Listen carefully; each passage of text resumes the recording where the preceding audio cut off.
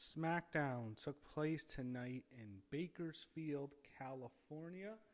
This was the go-home show to both Worlds Collide and Money in the Bank, both of which take place tomorrow. And Bakersfield is just up north of Los Angeles, Inglewood, where both shows will take place tomorrow. So to start the show, we saw Cody Rhodes coming in. He got a decent pop, and we saw all the female participants in the Women's Money in the Bank ladder match. All of them got decent reactions, I thought. Ranged from good to great. And then we see Seth Rollins and his group heading to the ring through Gorilla. Fans sing his songs and they boo him. They chant for CM Punk. After he finishes his promo, Solo and his group interrupt him. And they're upset about them. They're mocking them for being a bloodline knockoff, which in many ways they are. And Seth berates Jacob Fatu. He's trying to get him to turn. He's trying to get him to snap so he can mess up with Solo. But Solo kind of shuts it down. Then Braun Breaker and Jacob Fatu have a stare down. Seth calls it off. And then Jimmy Uso came in and attacked Solo and JC before his match with JC. We got Jimmy Uso against JC Mateo. So surprise win here is when Jimmy Uso actually gets a roll-up win after the others mess up. JC yells at Jacob Fatu after the match. He thinks he did it on purpose. Zelina Vega walks backstage. She bumps into Julia, and she tells her she'll have to take her belt from her lifeless body. That was her whole promo. They're setting up Julia beating Zelina Vega for the Women's United States Championship soon. Hopefully at Evolution, maybe. Piper Niven is out with Alba Fire and Chelsea Green, who's still wearing her protective face mask after Zelina Vega broke her nose in Saturday night's main event a couple weeks ago. Jacob Fatu runs into Damian Priest backstage. He tells him he's coming for his belt. Fatu says he better be ready. Zelina Vega is out next to no pop. Then you get the Bakersfield Brawl, Piper Niven against Zelina Vega. So a kendo stick is used early. Piper teased bringing out a table on the break, and then she put it back. Roman Reigns did that spot at last year's WrestleMania, and every single wrestler, it seems like they all want to copy the spot. They know the fans are going to chant, "We want tables," so now we'll just tease, bringing out a table and put it back to get heat. So Piper missed a cannonball, and she hit and she landed onto a seated chair. Zelina Vega hit a super code red from the top rope, but Alba Fire broke up the pin. Then they set up a table, and Piper Niven's about to squash Zelina Vega, and she's climbing to the middle rope. And then Julia comes out, and she takes out both Chelsea Green and Alba Fire with a double clothesline off the barricade. Zelina is going for the powerbomb, and then Julia strikes Piper twice with the kendo stick, allowing Zelina to hit the powerbomb through a table. And by the way, you had the Slim Jim table. I don't think it was that noticeable. I'm surprised people are complaining so much about it. I know people hate TKO, but I mean, on both of the ends, and you have the Slim Jim logo. It's really not even that noticeable. It's not that bad. But she slams, or she powerbombs Piper through the table. Zelina Vega pins Piper for the win. And then after the match, Julia raises Zelina's arms. She raises one of her arms, actually. And then she turns on her. She hit a headbutt, and she hit the Northern Lights bomb onto Zelina Vega. Julia poses with the Women's U.S. title afterwards. So clearly that's where we're going. We're going to get Zelina Vega against Julia for the Women's U.S. title. Hopefully Julia should consider wearing a protective face mask. Anyway, I definitely think Julia should get that win. We might get that Evolution. I think that's a possibility. Cody Rhodes is backstage with Jey Uso. Then Jimmy arrives, and we see the Usos reunited for a bit. We get an Aleister Black video promo on LA Knight. LA Knight cuts a promo on the Money in the Bank match after he comes out. He runs down all the participants, and then Aleister Black makes his entrance. We get Aleister Black and LA Knight. And when we get this match, I kind of felt like, all right, that's kind of a good match. It's a big match in a way. And it goes back and forth. Fans were much more into LA Knight. Aleister Black didn't get much of a reaction with his entrance. So obviously it was no surprise to see the fans favoring Knight, who's still a fan favorite, despite him not really being a center point, him feuding with the Bloodline, it seems like, for the last 2 years. Seth hits a curb stomp on LA Knight, causing a disqualification. Aleister Black stops Seth from hitting another curb stomp, but then Braun Breaker spears Aleister Black. They throw Aleister Black out of the ring, and then LA Knight takes a spear and then he takes a tsunami from Bronson Reed. So Seth Rollins is weakening all his opponents. Nick Aldis and Adam Page announced a King and Queen of the Ring tournament in a video promo. So both the tournaments actually will conclude at Night of Champions. Winners both get title matches at SummerSlam. So same thing as last year. I don't know why they don't just call the show King and Queen of the Ring again. I don't know why they have to go with the Night of Champions for the Saudi show, because King and Queen of the Ring, I think, is a bigger name. It's a bigger deal in a way, because the winner gets a title shot at SummerSlam. So it's kind of like the Rumble leading into WrestleMania in a way. And also, I mean, you're going to get like 5 matches, so like 2 of them are already non-title. It's really not Night of Champions. And how many women's matches are you going to have in Saudi anyway? So I'm not a big fan of that name. But I'm glad they're bringing the concept back. I'm happy King of the Ring is back. It was a yearly tournament that Vince McMahon shut down out of nowhere. And I'm glad it's at least being brought back as an annual tradition again, because I really like it and I grew up with it. So you have Byron Saxton interviewing Jade Cargill backstage. She says she will win the tournament, and then Byron asks her about her relationship with Bianca Belair. Before she can answer, Charlotte Flair appears and tells her only that she can win Queen of the Ring. She does the woo. And by the way, I wanted to mention this. Heard Ric Flair announce that he had skin cancer, and this is his second bout in a few years.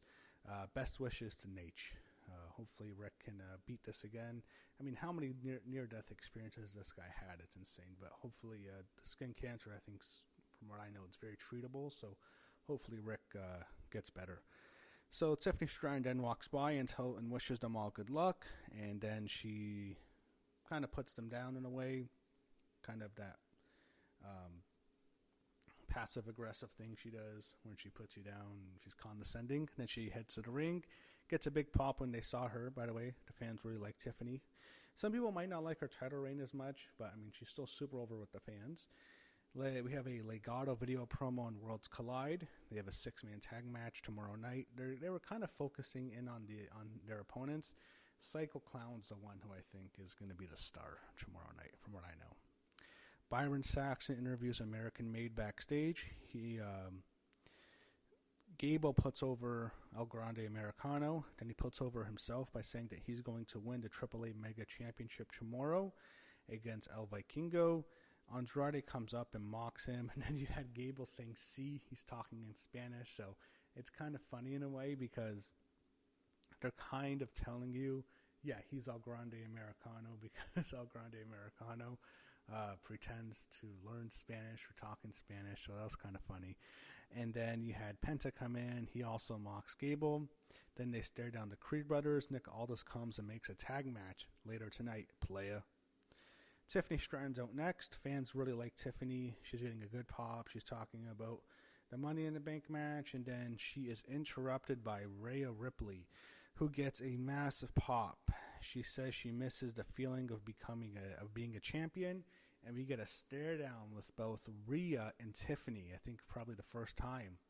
One day down the road, that's going to be a big-time women's match. I'm looking forward to that. Speaking of big pops, we get the 3rd consecutive big pop when Stephanie Vaquer comes out. And this is the start of the 6-woman tag team match. Fans love Vaquer. And then we get another big pop, the queen of pops, the goddess, Alexa Bliss. Everyone loves Alexa. Who doesn't? She always gets a nice reaction. And I heard a nice story about her during the Rumble that Shotzi, who was unfortunately released, she was supposed to have Alexa's spot. And I think that was pretty obvious for those of us who read about it. But after the Rumble, Alexa went up to her and apologized and said she felt really bad. And it just shows you how nice she is. But everyone likes her. Naomi's out next. Decent reaction. Roxanne Perez was out next, and she got a pretty good pop. I was surprised. People are really getting into Roxanne, and I also have to mention this. What a horrible story. I feel really bad for her for what she's going through. There's this crazy stalker, someone obsessed with her, sending her death threats, saying that he's going to kill her. It's fucking crazy. It's going on in X. Finally, the account was banned. I think Adam Pearce tweeted about telling the authorities. I hope to God that guy goes to prison and he is locked up for a long time. He can share a prison cell with the guy who stalked Sonya Deville a few years ago. Fuck him too. Or hopefully if he goes to the PC, and I heard there was stuff with Liv Morgan now. There's a stalker at the PC for Liv. I've heard something vaguely similar to that. I hope she's okay too, but some really fucking creeps, man. Anyway, I just hope Roxanne Perez, I'm glad they took care of it. And thank you to the police department, wherever in Florida. If it's Orlando, I'm glad they're at least looking into it. And then Julia's out last, and I was a little bit disappointed because she didn't get much of a pop. Granted, her theme song's kind of hard to pop to in a way, but I was kind of disappointed she didn't get the big pop the other ones got. But she did get to start with Stephanie Vaquer in the ring. I was glad they have great chemistry, really cool pinfall combinations. Then reversing, Julia reverses the Devil's Kiss. Fans get pissed off. And then later, Stephanie hits the Devil's Kiss onto Julia. Fans go crazy. The heels got the heat on Stephanie Vaquer. And then she tagged in Alexa Bliss, who gets a big pop. She hits a whole bunch of offense. And then they get the heat on Alexa Bliss for a while after Roxanne Perez threw her into the steel steps. Alexa finally gets the hot tag, so Rhea Ripley gets a massive pop. Then there was a woman getting in the ring. I think Julia was then taken out by Alexa after she got hit with the Sister Abigail DDT. And then Roxanne Perez hit this amazing counter to the Riptide. She hit a DDT, and it was one of the best sequences I've seen all year. Rhea has her up, Roxanne counters into the DDT, and the way Rhea sold it was probably the best part because she sells it, she lands right on her head, and then she bounces like up on her heels. It was just an incredible sequence to watch live. Then Roxanne Perez goes to tag in Naomi, but she refuses. She steps down from the apron, and Julia, as I mentioned, was already taken out from his Sister Abigail DDT. Rhea then hits the Riptide onto Roxanne Perez and pins her, getting the win. So we see Rhea Ripley, Alexa Bliss, and Stephanie Vaquer all celebrating the win tonight. We'll see who wins tomorrow night. I have Naomi winning, but I could go to Rhea. I could also go to Roxanne Perez. That's who I think probably I'd book to win. I hope Alexa Bliss can win too. I really like her. Everyone knows that. But whoever they decide, I will say this: there's participants in the men's decision that I think would be a bad decision. I think for the women, whoever they choose, I don't think it's really a bad choice. Really, I don't think having any one of those 6 women hold the briefcase is anything bad. For the men, different story, especially Solo Sikoa, who, by the way, was talking to JC Mateo backstage. JC doesn't trust Jacob. Solo insults Jacob, and then it was revealed that Jacob was standing in another room, and we see an open door, and he hears what they were saying about him. Very similar to Batista and Evolution. When Triple H and Ric Flair were talking in the locker room, they were saying bad things about him, and then Batista overheard it in another room. That was a cool moment. This is what this reminded me of. It's going to be a huge pop when Jacob tells Solo, "I hate you, Solo," and gives him a super kick. Fans are going to go nuts. So they were doing the sign of the night, and then the screen goes blue, and we get a video promo from Bo Dallas on Grief, and he talks about the tag team division. He mentions how the loss of Bray brought him and his family together, the Wyatt Six. They show the tag team division all panicked backstage. They're all worried. And then all this was in the background the whole time. Street Profits talk first. Then I think it was